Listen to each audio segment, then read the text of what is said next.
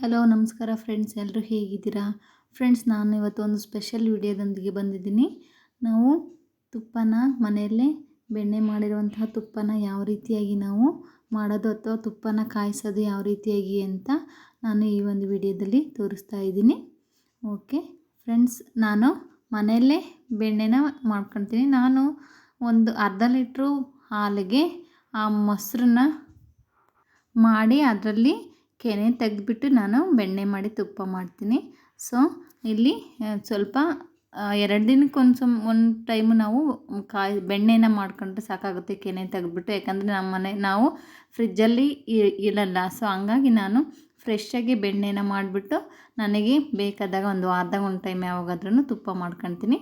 But ಇಲ್ಲಿ ನಾನು 2 ದಿನದ್ದು ಅಥವಾ 3 ದಿನದ್ದು ಇಟ್ಬಿಟ್ಟು ಬೆಣ್ಣೆನ ಕಾಯಿಸ್ಕೊಂಡಿರೋದು.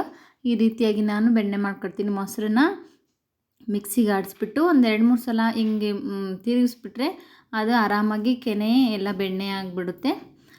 ನಾವು ಬೆಣ್ಣೆನ ತೆಗೆದುಬಿಟ್ಟು ತುಪ್ಪನ ಫ್ರೆಶ್ಶಾಗಿ ಮಾಡ್ಕೊಬೋದು. ನೋಡಿರಿ ಎಷ್ಟು ಚೆನ್ನಾಗಿ ಬಂದಿದೆ, ತುಂಬ ಚೆನ್ನಾಗಿ ಬರುತ್ತೆ.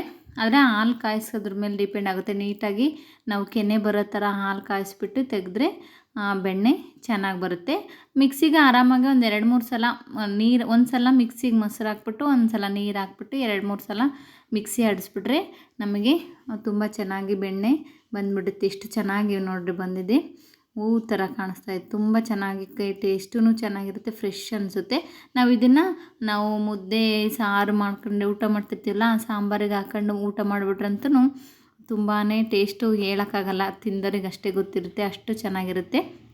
ಈ ಒಂದು ಫ್ರೆಶ್ ಆಗಿರುವಂಥ ಬೆಣ್ಣೆನ ನಾನು ತರಕಾರಿ ಸಾಂಬಾರು ಮತ್ತು ಮುದ್ದೆ ಜೊತೆಗೆ ಹಾಕ್ಕೊಂಡು ಊಟ ಮಾಡ್ತೀನಿ.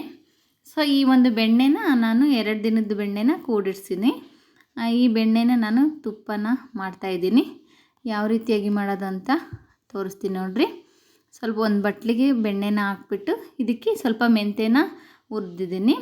ಚೂರು ಕೆಂಪಗಾಗಂಗೆ ಮೆಂತ್ಯನ ಹುರಿದ್ಬಿಟ್ಟು ಅದನ್ನು ಪುಡಿ ಮಾಡ್ಕೋಬೇಕಾಗುತ್ತೆ.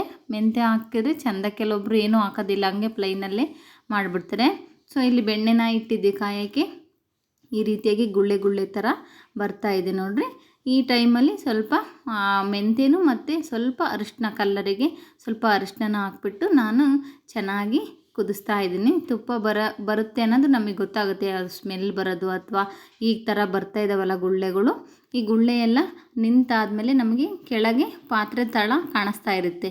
ಆ ಟೈಮಲ್ಲಿ ನಮಗೆ ತುಪ್ಪ ಇದು ಆಗಿದೆ ಅಂತ ಗೊತ್ತಾಗುತ್ತೆ. ಆರಾಮಾಗಿ ನಾವು ಆವಾಗ ತುಪ್ಪನ ನೋಡಿ ತೆಗಿಬೋದು.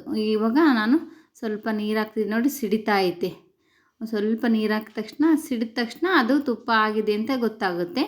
ಆ ಟೈಮಲ್ಲಿ ನಾವು ಸ್ವಲ್ಪ ವೀಳ್ಯದೆಲೆನ ಹಾಕ್ಬಿಟ್ಟು ಕೆಳಗೆ ಇಳಿಸ್ಬಿಟ್ರೆ ತುಪ್ಪ ಸರಿಯಾಗುತ್ತೆ. ಸ್ವಲ್ಪ ವಿಡಿಯೋ ಆ ಕಡೆ ಬಂದಿದೆ ನೋಡಿರಿ, ಎಷ್ಟು ಚೆನ್ನಾಗಿ ತಳ ಕಾಣಿಸ್ತಾ ಇದೆ. ತುಪ್ಪ ತುಂಬಾ ಮನೆಯಲ್ಲೇ ಫ್ರೆಶ್ಶಾಗಿ ಆರಾಮಾಗಿ ನಾವು ತುಪ್ಪನ ಮಾಡ್ಕೊಬೋದು. ಎಷ್ಟು ಚೆನ್ನಾಗಿ ಕಾಣಿಸ್ತಾ ಐತೆ ನೋಡಿರಿ. ಫ್ರೆಂಡ್ಸ್, ಈ ಒಂದು ವಿಡಿಯೋ ನಿಮಗೆ ಇಷ್ಟ ಆದರೆ ಪ್ಲೀಸು ಒಂದು ಲೈಕ್ ಮಾಡಿ ಮತ್ತು ಶೇರ್ ಮಾಡಿ, ಹಾಗೆ ಸಬ್ಸ್ಕ್ರೈಬ್ ಮಾಡ್ಕೊಳೋದು ಮರಿಬೇಡ್ರಿ. ಮತ್ತು ನಿಮ್ಮ ಫ್ರೆಂಡ್ಸಿಗೆ ಫ್ಯಾಮಿಲಿಗೆಲ್ಲ ಶೇರ್ ಮಾಡಿಬಿಟ್ಟು ನೋಡಿರಿ, ಎಷ್ಟು ಚೆನ್ನಾಗಿ ತುಪ್ಪ ಕಾಣಿಸ್ತಾ ಇತ್ತಲ್ವಾ. ಇದನ್ನು ನೀಟಾಗಿ ಶೋಧಿಸ್ಕೊಬಿಟ್ಟು ನೀಟಾಗಿ ಒಂದು ಬಾಕ್ಸಿಗೆ ಹಾಕಿ ಮುಚ್ಕೊಂಡ್ರೆ ನಾವು ಫ್ರೆಶ್ಶಾಗಿ ನಾವು ಮನೆಯಲ್ಲೇ ತುಪ್ಪನ ಮಾಡ್ಕೊಂಡು ಆರಾಮಾಗಿ ಬಳಸ್ಬೋದು. ಇದು ಗಟ್ಟಿಯಾಗಕ್ಕೆ ಬಿಡಬಾರ್ದು ತೀರಾ, ಯಾಕಂದರೆ ಈ ಶೀತ ಇದೆಯಲ್ವಾ, ಜಾಸ್ತಿ ಹೊತ್ತು ಬಿಟ್ಬಿಟ್ರೆ ಕೆಲವೊಂದು ಸಲ ಗಟ್ಟಿ ಆಗುತ್ತೆ. ಹಂಗಾಗಿ ಸ್ವಲ್ಪ ತಣ್ಣಗಾದ ತಕ್ಷಣ ನಾವು ಸೋಸಿಬಿಟ್ಟು ತೆಗೆದಿಟ್ರೆ ಆಯಿತು, ತುಪ್ಪ ರೆಡಿನೇ ಆಗೋಗುತ್ತೆ. ನೋಡಿರಿ ಎಷ್ಟು ಚೆನ್ನಾಗಿ ಬಂದಿದೆ, ಆರಾಮಾಗಿ ಮಾಡ್ಕೋಬೋದು. ಓಕೆ ಫ್ರೆಂಡ್ಸ್, ಹೊಸ್ದಾಗಿ ಯಾರಾದರೂ ತುಪ್ಪ ಕಾಯಿಸ್ತಾ ಇದ್ರೆ ಈ ವಿಡಿಯೋನ ನೋಡ್ಬಿಟ್ಟು ಮಾಡಿ, ತುಂಬ ಈಸಿಯಾಗಿ ಮಾಡ್ಬೋದು.